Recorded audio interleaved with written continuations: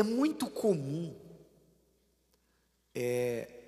a gente ouvir dentro da igreja ou entre pessoas evangélicas ou cristãs a frase, por exemplo, eu sou um servo de Deus, ou uma serva de Deus, embora no mundo espiritual não existe homem e mulher, existe servo. Deus tem servos. Então, é muito comum a pessoa falar, olha, eu sirvo um Deus vivo, eu sou servo de Deus. É muito comum isso. Mas, quando você fala que serve a Deus, qual é o real significado disso?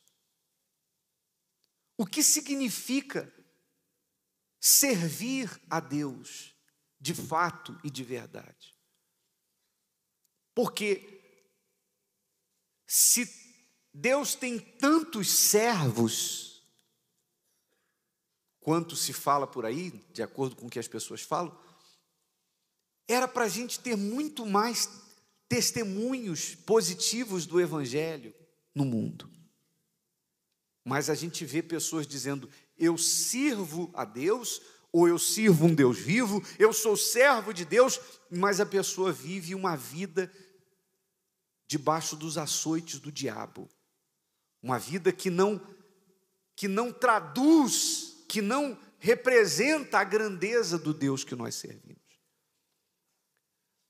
Para você entender o porquê isso acontece, primeiro é preciso que se entenda qual é o significado da palavra servo.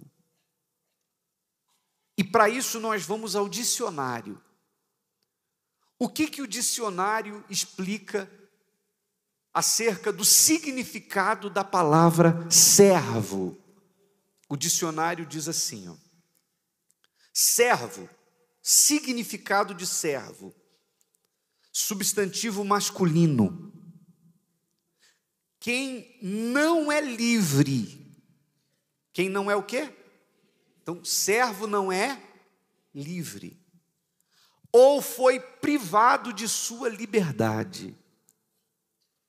Quem expressa o quê? Obediência.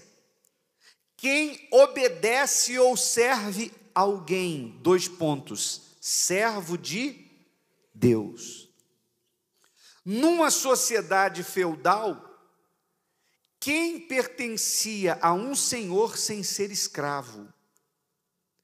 Criado, quem oferece ou realiza serviços, quem se submete ao poder de um senhor, que não é livre, cuja liberdade foi retirada, escravo, que está sujeito aos poderes de um senhor, serviçal, que realiza ou oferece serviços.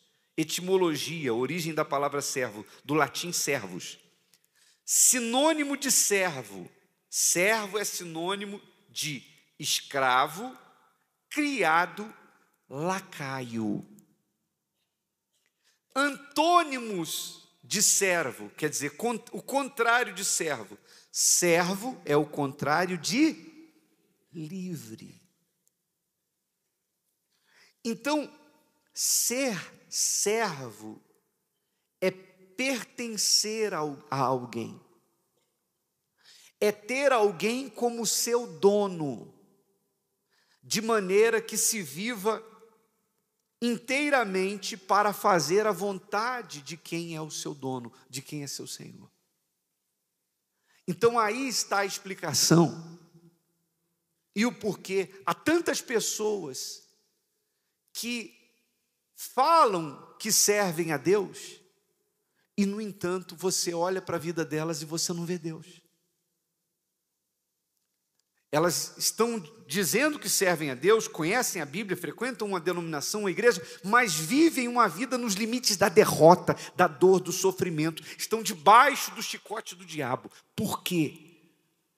Porque elas pensam ser servas, elas dizem que são servas, mas não são reconhecidas pelo próprio Deus como servas dele. Porque servo de Deus é quem obedece a Deus. É quem não busca a sua vontade. A gente tem aí o exemplo de Ana, que na oração dela, quando ela foi pedir para ficar grávida, várias vezes ela diz: se da tua serva te lembrares. Ela usa a palavra serva várias vezes na oração dela.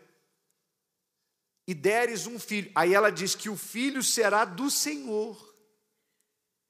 Então, a oração dela foi respondida porque ela colocou a vontade de Deus acima da vontade dela. Até então, ela queria um filho para ela.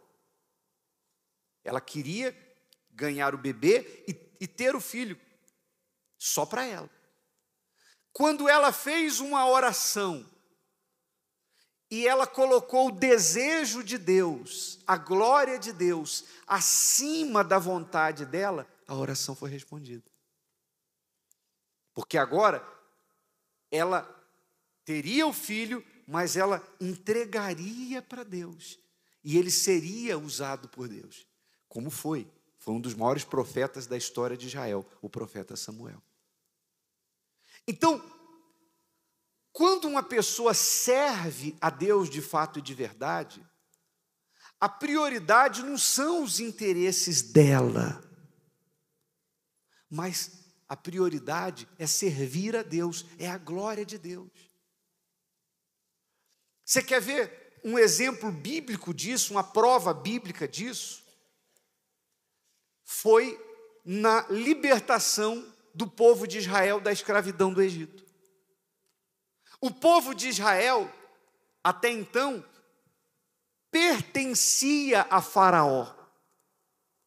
O Faraó era o dono do povo hebreu.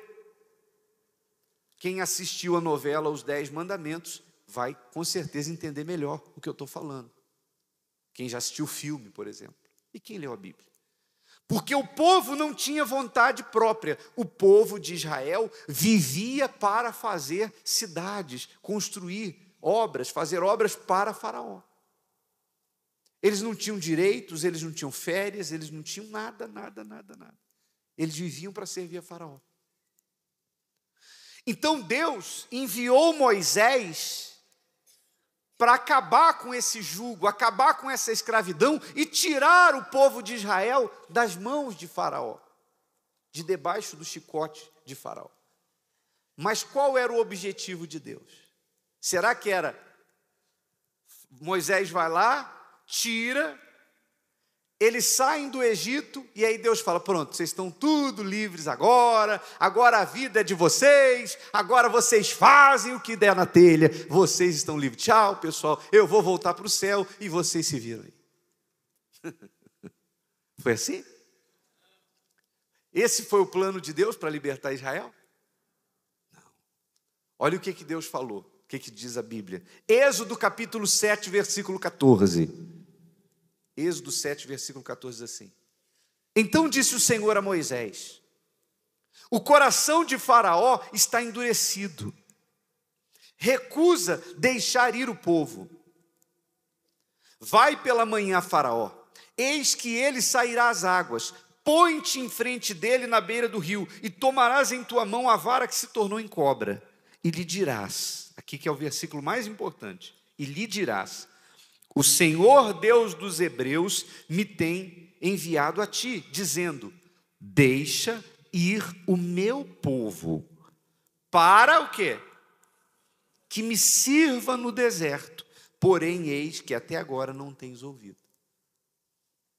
Então, o motivo da libertação para Deus não era simplesmente o bem-estar do povo, de maneira que o povo ficasse livre do chicote e falasse: agora eu não vou precisar mais levar chicotada, agora eu sou livre e eu vou poder fazer o que eu quero. Não.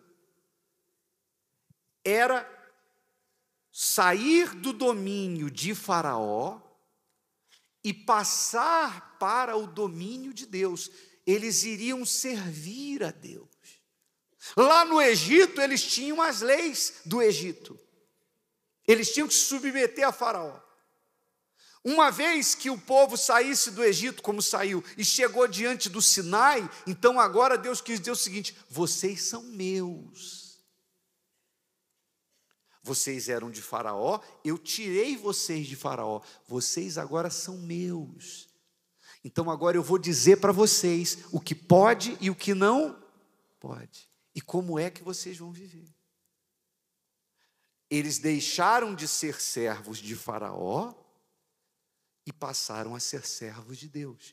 Eles deixaram de pertencer a Faraó e agora eles pertenceram a Deus. Passaram a pertencer a Deus. Ou seja, eles continuaram como escravos, mas agora escravos de um Deus bom.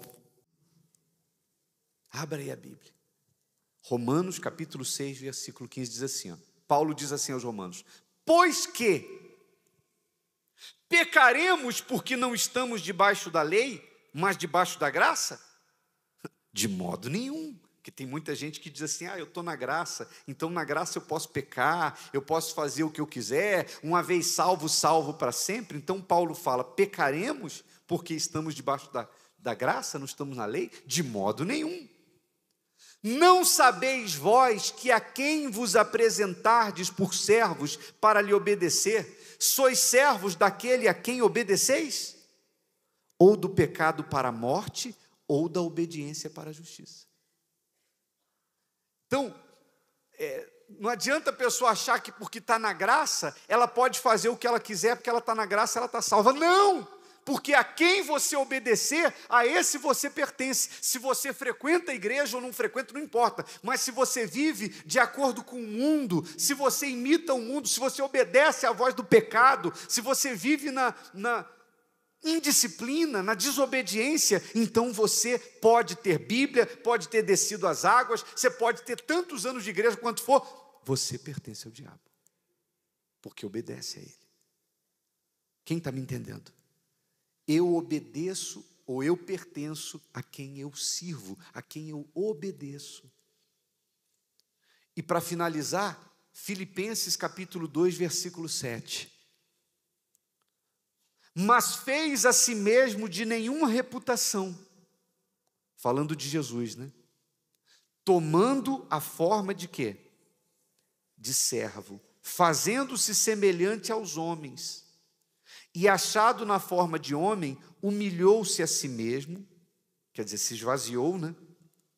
Sendo obediente até a morte, e morte de cruz. Então, Jesus mesmo disse que ele não veio para ser servido, mas ele veio para servir.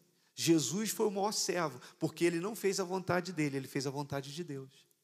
O maior exemplo de servo que tem é o próprio Jesus Cristo, o próprio Senhor Jesus. Então, servo é aquele que obedece. Aí teríamos muitas outras passagens. Jesus disse: do que adianta dizer Senhor, Senhor, se não faz aquilo que ele manda. É a obediência, a sua obediência, a quem você obedece, que determina a quem você pertence.